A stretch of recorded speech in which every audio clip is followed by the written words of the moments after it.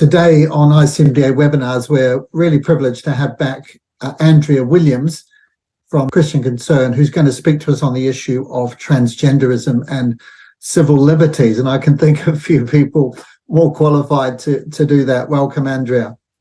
So, Andrea, it's just such a privilege and honor to have you back here again. I know you're incredibly busy this week with all sorts of things happening, and we're just so grateful that you've made the space for us here. I also understand that you're about to run your 12th marathon this Sunday. I am. In San Remo, which I had to look up, but it's in Italy, and it sounds a wonderfully idyllic place to go. I'm not sure so idyllic to run a marathon, but we're wishing you all the best for that. So thank you so much. Thank you. So as to the topic now, transgenderism and civil liberties. And transgenderism as a legal concept has dramatically affected Western culture, as few other things have done over the last decade. Often the term is ill-defined, or it's conflated with gender identity ideology, leading to an overly broad interpretation. And this has impacted education, employment law, safe spaces for women, religious freedom, child safeguarding, female athletics, freedom of expression, and many other aspects of life. The list just goes on and on. This talk today is going to focus on the lived experience of the Christian Legal Centre, which has been right at the forefront of challenging the transgender agenda in the United Kingdom before the courts, Parliament, and also at the grassroots level. And we are under constant attack, and really the situation we're facing in the UK today is a precursor to what's going to be faced in many, many other countries in the world. So if you're listening today, perhaps the first message of all is to take warning, because forewarned is forearmed. Andrea qualified as a barrister back in 1988. We have known each other for over 30 years, way back when she was the student worker at the Lawyers Christian Fellowship, and I was the student worker at the Christian Medical Fellowship. We did lots of things together then. And Andrea went on to found Christian Concern and the Christian Legal Centre, two separate organisations which work together. And they've run some of the most high-profile Christian interest campaigns in legal cases in Europe. Andrea is a prolific media commentator. She's been a frequent presence on major TV channels and radio stations. She's passionate about seeing every area of society transformed by the gospel. She's married to Gareth, and they have 4 grown-up adult children. And after overcoming cancer in 2010, she surprisingly took up marathon running. And as I mentioned at the beginning, she's working towards completing her 12th race soon. So we expect her to be very tired next Monday, but she's full of energy now. And Andrea, it's just a delight to have you back again. We really look forward to hearing what you have to say. Thank you. Well, it's wonderful to be with you today. Thank you so much for the opportunity to be with you today. And, you know, just before a marathon, I go into that a slight feeling of quietness actually in my spirit. So I know that you said that I'm going to be feeling lively this afternoon, but I feel that the marathon is getting very real right now. And then usually just after the marathon, I have lots of energy, even if there's some fatigue in my body, because I feel so relieved that that it's actually done. But thank you very much for this opportunity to be with you today. So the topic is transgenderism and civil liberties. So I'm going to talk to you very specifically about the lived experience of Christian Concern and the Christian Legal Centre here in the United Kingdom. And indeed, as Peter said, what I want you to really think about as you listen to me from wherever you are in the world, it's extraordinary that this association has 60,000 people within it and across 107 nations. That is an extraordinary force for gospel good across the world. And as I present to you today, I'd like you to think about where you are in your nations and where you are within the medical profession in your nations, and what you might do in terms of the stage at which you are in order to resist what has occurred in the United Kingdom. So I do pray that that is what you would do. And that, how are you going to resist perhaps great funding channels that come your way, that are offered to you from the West, in order to actually propagate some of the transgender sexual ideology that we have had in the United Kingdom?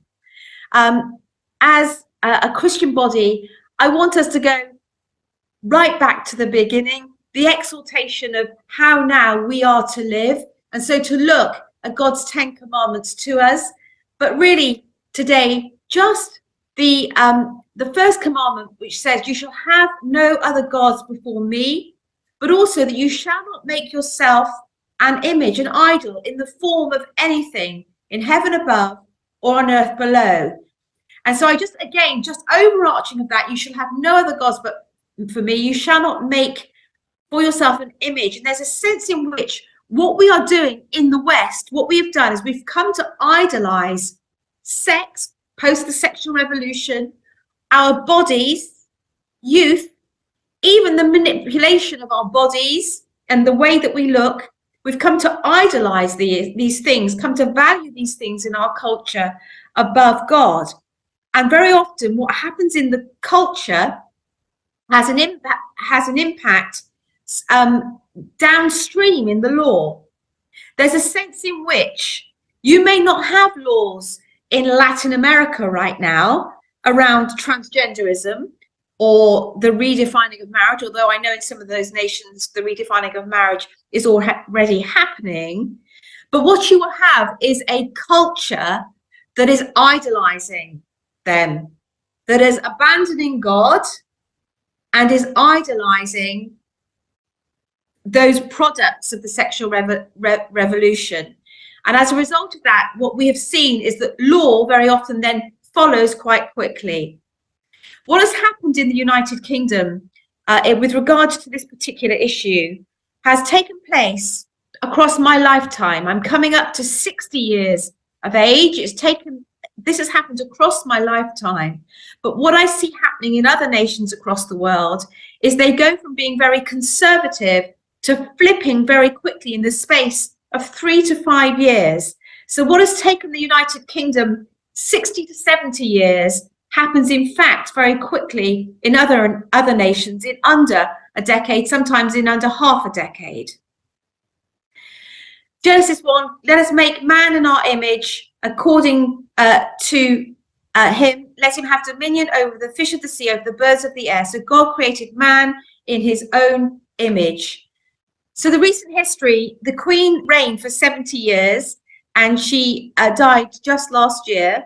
And when she came, and when indeed the king came to the throne, they both said these words. So I just want you to know that this is our constitution. This is our unwritten constitution in the United Kingdom. Rooted in our constitution was this: will you to the utmost of your power maintain the Protestant Reformed religion in the United Kingdom established by law? They are presented with a Bible and the moderator says, here is wisdom, this is royal law, these are the lively oracles of God.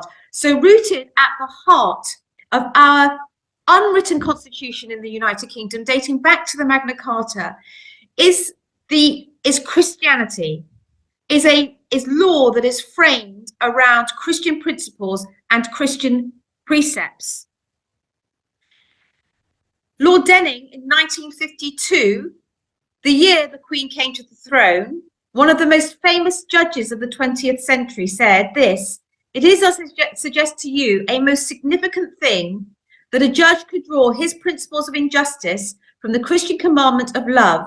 I do not know where else he is to find them. The common law of England has been moulded for centuries by judges who have been brought up in the Christian faith. Now, again, I want to say to all of those that are viewing this with me right now, where is your nation in terms of what your nation, what your territory is holding dear? How is the public framework shaped Is it still, can people in a position such as Lord Denning, whether in Parliament or in the judiciary or in education or in public spaces, would they ever say something like that, that we are being shaped by the Christian faith? And if not, then the medical profession. I think there's a very important call, warning to say that this is what we should be working and aiming and considering to occupy. Let's look then to Sir James Mumby, who in the year that same-sex marriage was legalized in England, and as president of the family religion, and in response to one of our cases at the Christian Legal Centre, said this: religion, by which he really meant Christianity, is no longer the business of judges. The court should not try to be the guardians of morality, because there is no longer one definition of right and wrong in the wake of the sexual revolution. So let's say the sexual revolution happened in the 1960s. We had the whole outworking of that. Judges should now take people as they find them. Beliefs about matters such as sex outside of marriage or homosexuality, held by the majority in the 1960s, are as distant to modern Britons as ancient civilizations such as Nineveh or Babylon. So that's a massive shift in judicial concepts. But the truth is, we have to remember this: we legislate morality. We legislate towards God, we legislate for moral good, or we do not. As doctors, we practice for moral good or for bad. We practice to heal or not. We orient ourselves either towards a creator, healer, good God, or not. Our best practices are either rooted in God, rooted really in God, or they are rooted from a secular humanistic framework. And so I want to say to the medical profession that how you shape your profession, how you shape your best practices, how you formulate at the center of hospitals, but then also at the center of good practice regulations within the medical framework is vitally important. And I know that many of you will be in positions of being able to shape those things. And therefore, I say again, to heed the warning that I bring. So the Cultural Revolution in the 70 years since the sexual revolution is this. I qualified as a barrister in 1988.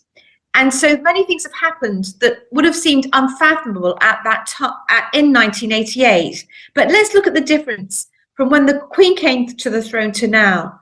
In 1953, abortion was illegal. There will be nations that I'm speaking to where abortion is illegal. I want to say to you, that's a moral good. That's a moral good. Seek to uphold the moral good.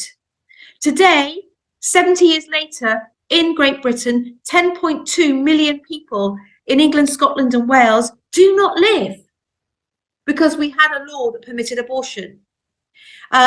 Today in England, there are the whole shift in terms of marriage. We have 340,000 marriages with a population of 50 million and 241,000 marriages today with 16 million more people in them. The divorce rate in 1953, 34,000, now 120,000. Why do I say, why have I started there in this presentation today? I've started there because I want you to understand that transgenderism does not come in a vacuum. When Sir James Mumby spoke of the wake of the sexual revolution and judges do not judge the morality of a people, he didn't mention transgenderism. That's because in 2013, when same-sex marriage had been passed, we did not imagine in this country, in the United Kingdom, that transgenderism would become the next line, that this would become entirely normalized. But it did within a year. It happened very, very fast. And that's again why I want to say to the nations that are watching here that all the things that come before it are linked. And transgenderism is an end stage game. It's one of the end stages in terms of the manipulation of the body, literally exchanging what is physical, Genesis 1, creatorial truth, for something that is not true, that is not good for a person, that can never be right. And it comes after a whole series of other things. And that's why I have outlined them. I want to do this very quickly with this timeline that I have of our legislation in the United Kingdom. And I do this, and I hope that you'll be able to look back at it, but so that you get the picture, so that you have an idea for wherever you are in your nations. And as I said, in 1988, it would have been unthinkable to me, unthinkable, that marriage in the United Kingdom could become between two men or two women. It would have been unthinkable to me in 1988 that it would be possible for a female person to be labelled a male person on a government document. But all of these things have happened in the United Kingdom, and in the United Kingdom, you are punished unless you are told that you discriminate, unless you conform. So let's look how this happened. In 1857, we, in the United Kingdom, decriminalised adultery. Until that point, it had been a criminal. In 1967, we had the Abortion Act. 1967, we decriminalised homosexual acts. Only in 1970, the Gay Liberation Front was established. In 1988, we had a bill which said no local authority shall promote the teaching of homosexuality as a pretended family relationship in schools. In 1990, we had the Human Fertilization and Embryology Act, which began to really question what it was to be human, which was able to now make embryos in a laboratory, which opened up the whole possibility of how people could have children. But also we began to see the manipulation of our common humanity. Only in 1992 in the United Kingdom did we have the first Gay Pride Festival.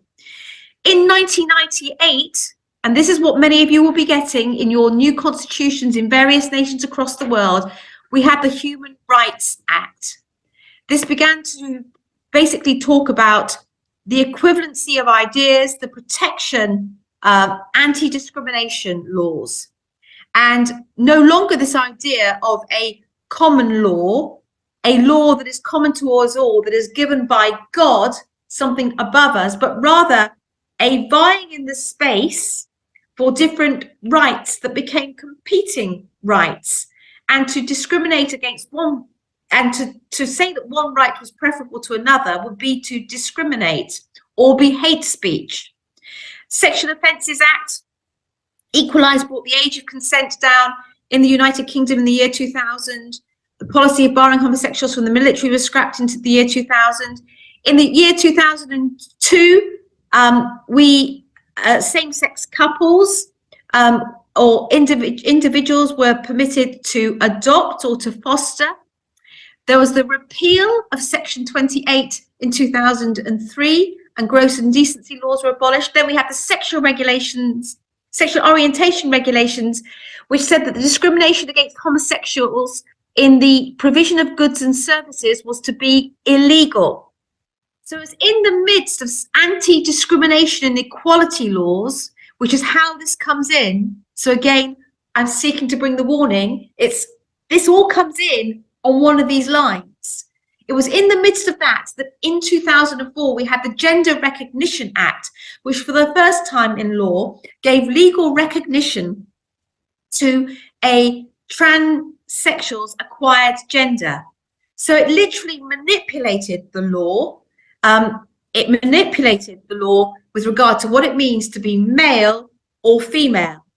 Imagine in England in 2003 that suddenly, for the first time in the whole of our history, we were able to put on a passport or on a birth certificate that somebody who was born biologically male was now female, or female now biologically male.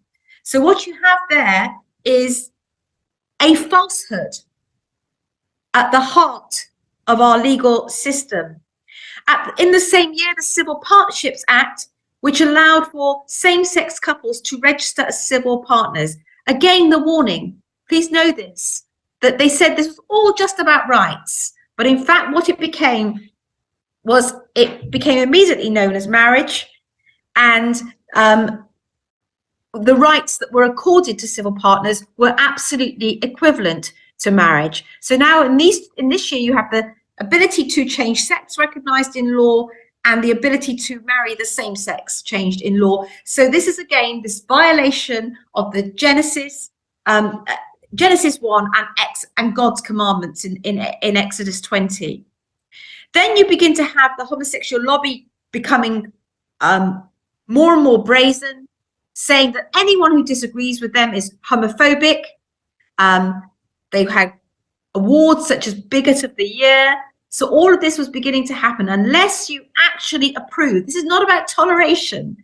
That actually these lifestyles, this way of living needs to be approved. Otherwise, you discriminate and can be punished. And then building on the 1990 Act, the Human Fertilization and Embryology Act, allowed again for the whole opening up of what family is, because now all the laws were opened up around surrogacy, donor insemination. So what do you then have in terms of family as it's defined in the United Kingdom? A man and a man, a woman and a woman, a man and a woman.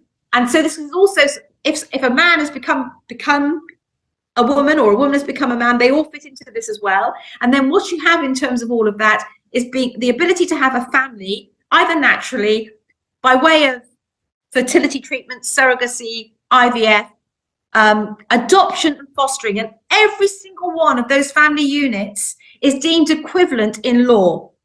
And the equality legislation will say that unless you promote, unless you approve, you discriminate and you will be punished. And so then what we have is just that in terms of the Equality Act in 2010, and then the same-sex marriage redefining in 2013. Then in Scotland, the same thing. And in 2017, pardoned men for historical convictions under sodomy laws. And we go to this. Then we go to 2020, where essentially we have a new Divorce Act, which basically tears up the rule book on marriage. It says if you're fed up of marriage in England, essentially you can just say, "I divorce you." No reasons need to be given. We're thankful that the Westminster government rejected calls to introduce self-ID, literally a person, me saying to you now, I am a man and I want to be recognised as a man, and getting that on a government document. That was resisted, but it may be reintroduced, particularly if we go into a Labour government next year. And right now we're battling an introduction of a bill in our parliament to ban counselling for those with unwanted same-sex attraction, or for those who are gender transitioning. The Act of 2004, just like the Abortion Act, how these things are introduced, appear to have very high bars. The person would have to be over 18, would have to live in the opposite sex for 2 years. This would need to be signed off by a psychiatrist. This would need to be proved, and another doctor. There would need to be many checks and balances. But what we actually have now, 20 years on from this very high bar, is children in schools as young as 6 and 7 identifying it in the opposite sex and being made known in the opposite sex, and all the school records and indeed public records are treating them as if they are in the opposite sex. The full gender recognition certificate also punishes, by way of a criminal offence, anyone who reveals a person's actual original their sex, the sex that they actually are. You'll all be aware of and this will be happening across the world and in your countries, the culture in relation to this, where you see, perhaps the sort of first celebrity transgender was Bruce Jenner, an extraordinary, amazing decathlete, an Olympian. And now known as Caitlin, and posturing in the way that we see there. But again, we see there the manipulation, the medical manipulation that we have to the body. More recently, Ellen Page, who becomes Elliot Page, and that's an absolutely tragic one. Well, they're both tragic, but this is a really tragic one to watch, and we're seeing more and more women and girls transitioning in this way. Here you see two well-known people here in the United Kingdom who are the patrons of mermaids. Hannah is the person that looks like a woman here, was actually in the army, a captain in the army before, and Jake was an actress before. There they are on their wedding day. So they have switched, they can't switch sexes, but they've switched sexes. And now they've had, in fact, they've had 2 babies by surrogacy, and they are in our schools promoting transgenderism to our children in schools as patrons of mermaids. This is what I want to say to you, that what becomes very concerning is how real they look in the genders that they say they are. Also, what we have is this kind of notion where a woman says that she is a man, stops hormone treatment in order then to have a baby, but in order then to revert back to saying she is the father and her partner will be the mother. This kind of situation becomes a real thing that becomes entirely normalized in the culture, in our schools, and if we speak against it, we are punished. And indeed, what our Deputy Prime Minister at the time of the passing of the Marriage Same-Sex Couples Act in 2012 said was that once these things become law and on the statute books, remembering that they're downstream of culture, then I think it's all going to become very normal. And who does it become normal for? Well, mermaids goes into our schools. Drag queens are now targeting our 2-year-olds. They're in our public libraries. They're in our schools. And this is our Department of Education. My colleague took this when he went in to our Department of Education. Note there, I'm an LGBT plus champion, pronouns, she and her. We cannot tell by looking at someone or by their name how they self-define their gender. And many organizations are making people in this country, both private and public, making people put on their preferred pronouns onto their signatures. Now, I just want you to look at that, because the funding that's going to come in from the West to various nations that are on this presentation, that funding says you will become an ally, you will become an LGBT champion. This is what it looks like. This is actually physically what it looks like. This is year 1 in a school. We've been learning about Martin Luther King for PSHE, and here are some of our dreams. If I have a dream, if boys could go to the same toilet as girls, I want to say about that is that what then happens is that all the conflated so-called protected characteristics, whether it's disability, sex, male and female, color of skin, black and white, Martin Luther King, is equated to transgenderism. This child in year 1 that the school is promoting she cannot spell. But the thing that they really love is the fact that she wants same-sex toilets, because there's the eradication of male and female transgenderism. And then coming into our schools, these become the normalized books for children right down to nursery age. King and King, Jack and Jim, Uncle Bobby's Wedding, and Tango Makes Three. Really, this is both soft and hard propaganda of the sexual revolution, of the LGBTQI revolution.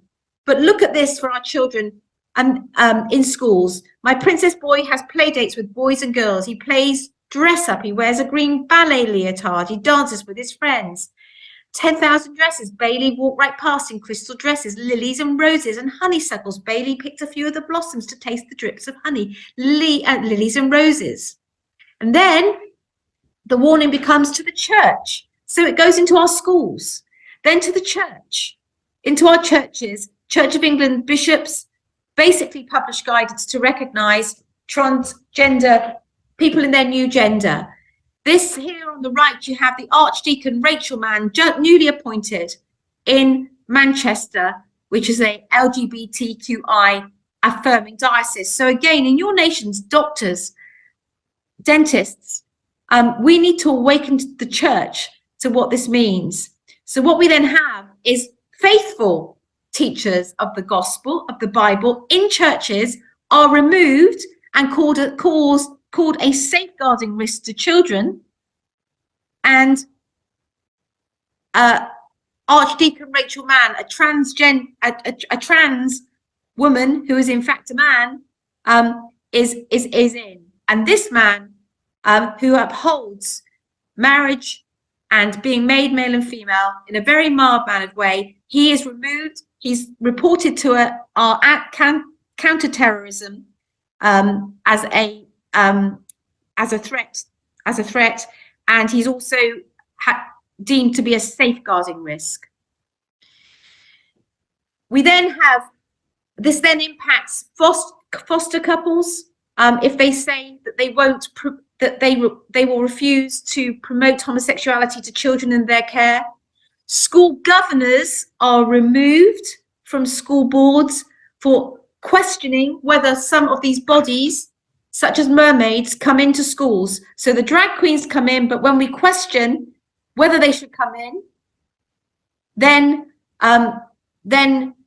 people, men and women, are being removed from governing bodies of schools. Parents, their 6 and 8 year old, they have 6 and 8 year old boys who are getting very disturbed because 6 and 8 year olds in their schools were identifying in the opposite sex, and they woke up saying, "Mummy, Mummy, Daddy, am I going to wake up a girl? I'm a boy, I'm a boy." And for bringing this to the school's attention, this family was labelled homophobic. This family had an amazing relationship in the school. Homophobic, transphobic, bigoted, so much so that they had to withdraw from the school. But but we in fact challenged all of this, and now the government is looking, this is now some 5 or 6 years later, at rewriting the guidance. And indeed this week we were told that schools do not need to be forced to recognise a child in the opposite gender.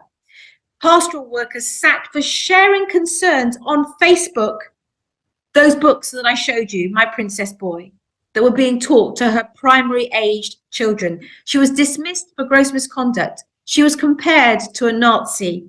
On the panel to judge her case were transgender activists. This is all happening. Yes, it's happening in the United Kingdom. I hope that I'm sounding the warning to you. A teacher who said, "Well done, girls," to a group of girls. One of them was identifying as a boy. He was suspended for gross misconduct. He was put into isolation in the school whilst they investigated. But it didn't end after they dismissed him for gross misconduct. When he got another job, he was followed. And then they sought to remove him from teaching entirely, which they have successfully done for now. We are appealing that. This started in 2017. We're now in 2023. Awake, arise, all of you that are listening here. Similarly, a teacher who raised a safeguarding concern around an 8-year-old child identifying in the opposite gender. She has been removed from teaching. She sought to raise the safeguarding concern, but now they say that she's the safeguarding risk because she questions this in an 8-year-old. So she again has lost the profession that she loves. I'd now like to introduce you to David Macareth, who will just tell his story in 2 to 3 minutes about what happened to him. He is a doctor with 25 years experience, and he was trained to be a health and disability assessor. So perhaps we can share the screen for Dr. Macareth. Hello, I'm David Macareth. I'm a retired accident and emergency doctor, and the summary is basically this, that we're made male and female in the image of God. As Christian doctors, we need to say that, and we need to say that a person can't change sex. So if we've got one message relating to this, it must be that we can say with absolute integrity a person cannot change sex. 5 years ago, I was starting work with the Department for Work and Pensions here in England, and I lost my job because I refused to use transgender pronouns. I considered that to be dishonest. I considered it to be a denial of my Christian faith. I'm very, very thankful to God that we had Christian lawyers who could come alongside and help us, and they have been extraordinarily helpful in this fight. But this fight is still going on. And if we have 60,000 Christian doctors, we need 60,000 to speak up and simply to say what we should be saying in medical schools as well, that a person cannot change sex. The onus is on the other side to prove that.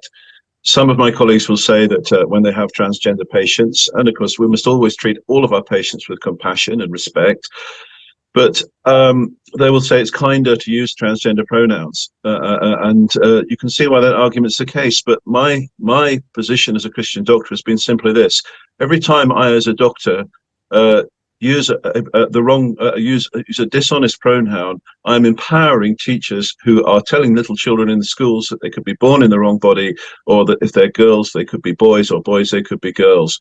We, by failing to speak up, we, by failing to stand, are empowering those who are causing such harm and such damage.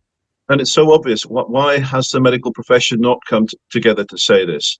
A person cannot change sex. I just want to finish off with a third comment, and this is something that happened to me 2 days ago. And so it brings it right up to date. 5 years ago, I lost my job. 2 days ago, this happened. It's happened in a town near here in the centre of England. I am also a Christian evangelist. I was preaching on these things and simply saying publicly to everybody that a person cannot change sex. And a woman came up to me and she was fuming, and she said, "How dare you? You're killing people by saying that." And I said, "Well, what do you mean?" She said, "Well, my daughter," and her daughter was with her, she's about 17 or 18 years old, "is autistic, and she is going to transition and become a man. And people like you will cause people like her to commit suicide. So you are killing people by saying that a person cannot change sex." Now, how will you answer that as a Christian doctor if somebody brings that challenge to you? My answer is, first of all, I think the whole situation is tragic, because here is a person who clearly does have significant, serious underlying issues which need Christian compassion, the utmost compassion, to be dealt with. But my answer is this: if medicine and if Christianity doesn't begin with the truth, and of course we must begin with the truth, we cannot help anybody. We aren't the troublers of Israel that we're made out to be. That's a biblical term. We want to help people, but we start with the truth. And there's no question that a girl in that situation needs help and support of the right kind. But my concern as a Christian doctor is, if she transitions, if, as a mother says, of course she can become a man, and she goes through that, that will be devastating and disastrous for her. So as Christians, if we care about our patients, if we care about compassionate medicine, we must always start with the truth. That's what I had to say. Thank you. Thank you again for the Christian lawyers who are absolutely brilliant. Thank you, Christian Legal Centre. Thank you so much, David. And so just to continue then, there you see it, doctors, dentists, there you see that you actually risk losing your job as a result of standing for truth. But actually the most caring and most compassionate thing that you can do, that we can do together, is to stand for truth. The most compassionate thing we can do for all people in this is to stand for truth. And then, so just to finish, is to say this: there's a global parliamentary strategy to promote the LGBT plus trans agenda across the world. From every nation and every continent, they are putting together, wherever they are on the line, whether it's decriminalizing homosexuality or bringing in equality and diversity legislation, the Canadian Constitution all across the Caribbean, for instance, and in many parts of Africa, that will bring in this agenda. And doctors and dentists, you have a massive part to play in the resistance of that by telling them the stories. And what you can see is cases are being brought, also lawyers are joining from across the world, and cases are being brought in all of these places, specifically North Cyprus, Sri Lanka, Singapore, Mauritius, Jamaica, Belize, Eastern Caribbean. They're being brought in order to undermine the fabric of your societies. Parliamentary strategies, legal strategies across the world. These are things that we need to resist, and we are helping the Christian Concern, the Christian Legal Centre, and indeed we'd love to do this with ICMDA. We would love to help you to resist at your national level. There we are in Malta, resisting the criminal trial of someone accused of conversion therapy. But they're right at the heart of major institutions. And so we need also to be making our voice known in public places by developing a understanding where we are now, but knowing that we want to save our nations with a long horizon, that we want to work nationally, regionally, and locally with a strong network to give ourselves vision and policy that articulates a robust biblical framework and capitalize on opportunities to speak in political and public discourse, creating visibility and practice, Christian institutions, Christian frameworks, the best frameworks for the protection of men and women, and indeed our nations, for the good of our nations. Thank you so much for giving me this time and this opportunity. I'm so grateful, and so very grateful for a lifetime, a grown-up lifetime of relationship with your Chief Executive, Peter Saunders. Thanks very much, Andrea. Wow, what an overview. And thanks so much for taking us right back, right at the beginning, and showing us how things can gradually change over time. It's the old story of the frog in the water, isn't it? If you put a frog in hot water, it jumps out. But if you put it in cold water and you gradually increase the temperature, it will make no attempt to escape. And human beings are not unlike frogs in the sense that if the moral temperature changes gradually enough, many people don't see it. But it's only in that long-term perspective that we do. And thanks, David, too, for your testimony as well. And we've got some time for question and answer here. We said right at the beginning that forewarned is forearmed, and you've demonstrated very clearly how things have happened in an ostensibly Christian country in just the space of 60 years, but particularly in the last 10 years, how rapidly, but also the international collaboration, and one might even call it a conspiracy, I think, to work in order to change law and practice in countries right across the globe. So if your country isn't facing these challenges yet, it's going to come very soon. So what would you say, Andrea, to someone who may be listening to this program saying, well, Britain seems to be on another planet at the moment from where we are. None of this crazy stuff seems to be happening here. What would your message be to a doctor in that situation? That it absolutely is happening there. I hardly know a place on the planet, right? Not that I know. Forgive me in some ways, but what happens is this. I was invited to. I'll give you an example. I'll answer this by way of example. I was invited to Nepal, and in Nepal, there are many issues when you arrive. You see the structure and the poverty. You see Hinduism. It was previously a Hindu kingdom. There are many problems. But when I went to work with church leaders there, and with lawyers there, what was it that was coming in? A Canadian constitution. And what were they setting up? Equality and diversity bodies with funding from the UN. And immediately we were seeing abortion clinics coming in. Well, that's for the safety of women, which actually all leads to the commodification of bodies, both of women and children, redefining a family, and redefining of who we are as human beings. So in Nepal, where they've got to fix their roads, even in Kathmandu, you are seeing an international agenda being posed. My colleague was in Namibia last week, and he was seeing very similar things. And he said, I think Namibia's got 5 years. When I have been shocked at nations such as Latin America, where 5 or 6 years ago I went, and you could not have imagined that they as a nation, so conservative, many of them very Catholic and so on, but that they would turn to same-sex marriage. But nations in that region are falling one after another. So I say that it's like I think you have to look at where you are on that line and formulate international strategies to resist. And I would resist at any point on that line, which is in fact why when nations come to us, such as Jamaica and Sri Lanka, and want to resist things that right at the very beginning, and they come to us and say, should we resist the decriminalization of homosexuality? Well, I give them the line of where everything goes. And you know, that's and they choose to resist at this point. What about civil partnerships? What about redefining of these are all real questions that you will have as nations to ask yourselves where you are placed and what you will do. Yeah, absolutely. And you talked about the subtle way in which it happens and the way the message changes, because at the beginning, right at the beginning, back in the 1960s, it's tolerate me, isn't it?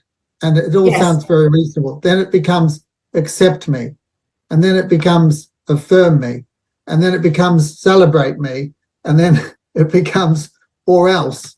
And we see the freedoms, the basic freedoms, freedom of speech, freedom of assembly, freedom to work, freedom to live according to one's conscience gradually being undermined. Where would you see this going in the United Kingdom and Western countries in the next 5 years if there wasn't any strong resistance to this process? Well, men and women are already being put in cells in the United Kingdom for preaching the gospel on the streets. And usually they get put into cells when they've spoken on these issues. The kind of situation David was in the other day, when he would say that we're born male and female and someone would take issue with that. So I can see with a banning of conversion therapy law, I can see it going to, at the moment we're losing our jobs, people that stand up. But I can also see it moving to criminalization for trying to help people move away from unwanted sexual behaviors and so on. So we're moving towards that. The whole rise of AI, the whole rise of transhumanism. I'm not sure how deep and how dark all of this has to go yet in terms of how we behave, our behaviors most generally. What I would say that I think that the thing I believe in the United Kingdom is that the church has been complicit in all of this. We have not loved Jesus so much that just really love him and to speak his truth. And so we've been comfortable in the culture. We've also been, as you said, we've been kowtowed by those that speak loudly and say, unless you tolerate me, you're a bigot. No, we love you. We love you, and we therefore want to speak the truth to you. I'm a doctor, and I can say that you cannot change your sex, and that is me wanting the very best for you. I am a doctor, and I can say to you that your mental health, much of your mental health, is as a result of your addictions, and some of those addictions are to same-sex behavior or to pornography, whatever it might be, or all of these things are we've failed to speak. And so the one thing I would say as doctors and nurses and medics is please speak within your profession for life and truth. Please keep Jesus Christ, his name, famous in your profession. Don't take him out of your profession. But also, I would say all of you, please go back to your churches and say this is fundamentally a gospel issue. And we have to, the people need to be raised up in the nations to speak of this to government. You know, otherwise what's happened in Britain will come to your nations. So I'm not sure if that was very clear, but it really is to understand that we have to speak. Yeah, so I guess the bottom line is you think it's bad in Britain at the moment. Believe me, it can get far worse than this, unopposed. I believe there's a private members bill before the House of Lords, which is going to be introduced in the new year, on conversion therapy. Yes. And conversion therapy is defined so broadly in this that this would actually intrude into not just preaching, but also parenting, praying for people, pastoral counseling, and so on. So there's a sense in which it's really putting its fingers right into the church, into Christian households as well. It really is. And we have, I mean, this week in the office, we've had a minister of the gospel in a church, but where there was a live stream as a result of, and he works in schools. He employs 100 people across schools in the United Kingdom. The National Secular Society got hold of the live stream where he was talking about transgenderism and homosexuality. It was just a couple of lines, and it was kind. But as a result of that, he has been hounded in the national press. He's having his this whole organisation is under threat. His entrance into schools, therefore to teach children and train school children, is under threat because of something he said in the church. So as you have said, if a child reports a parent as not affirming them, what you may well then get is the state coming in and taking your child from you. That we're already seeing. We've already had those situations at the Christian Legal Centre, the threats of those situations. But what we'll see next, according to this bill, is criminalisation, and that's what Matthew Gregg is facing in Malta for speaking on I could be criminalised for speaking as I have done now. It would make me a criminal in the United Kingdom if this bill if someone complained in this bill, I would be facing a trial, because that's what's happened to Matthew Gregg. Well, we're getting lots of interesting comments here. We've heard a lot about the UK situation. Sherry Falkenheimer is saying in the USA, physicians are already being fired or called to account if they don't use preferred pronouns or support transgenderism. We have a number of legal organizations which help challenge this, suggest other nations develop relationships with believing lawyers and barristers and those who don't support transgenderism to help their medical personnel in this situation. Other than the US and UK, are there such organizations, and in what countries? So can you comment, Andrea, on the international scene? Are there other groups like you and like-minded groups who are taking on these issues in other countries, or is there a real deficit there?